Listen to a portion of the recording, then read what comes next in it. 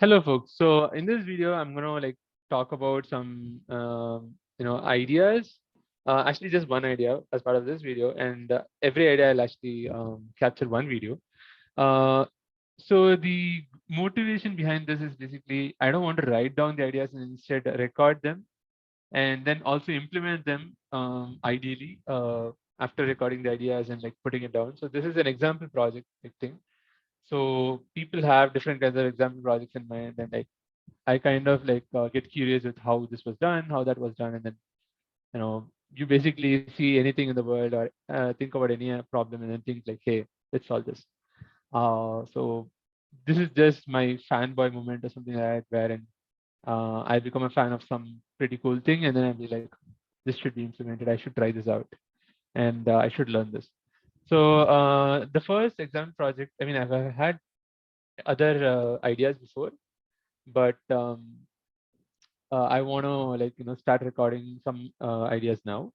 So for the first project that I want to record about is like the Go modules. Basically, the this is around the proxy for Golang modules or Golang dependencies. There's some DB, some checksum database, and the index for the Golang modules. So these three are services that are provided by Google. I'm not sure if they're open source, something to check out. So probably someone can start with proxy.golang.org and then move on to these, but I don't know. I don't know much about them except for say the proxy one, which has a protocol. And so if you go here, you can actually see you can list versions. So you can see that here we have example. So golang.org/x.mod. So here is that module. You can see all the versions here, and you can see that here. And you can also actually find out information about these. For example, like this, so dev is a unstable version, so 0.5.1 is the latest. You can also get the latest actually speaking. One moment. So just say latest, and you get 0.5.1, right? And you can also get things like say .info and then .mod file, the go.mod file, and then the zip file. So this is a binary data, so you just have to put this and then -x mod is 0.5.1 that's that, and then golang.r is 0.9. Yep. So you can see how the thing is here.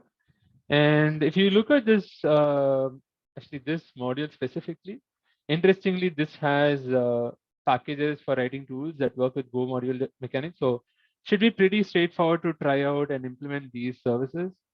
And I was just checking if these are open source. I couldn't find them in the Golang GitHub org. So maybe it's somewhere else. Someone would have tried this out, but I want to try it out myself and see how that goes.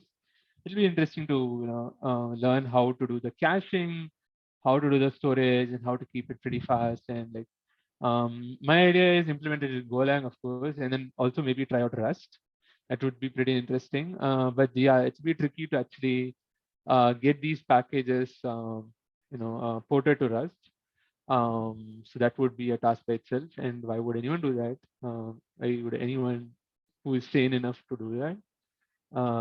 Well, sometimes I'm insane, so I might do this, but it depends.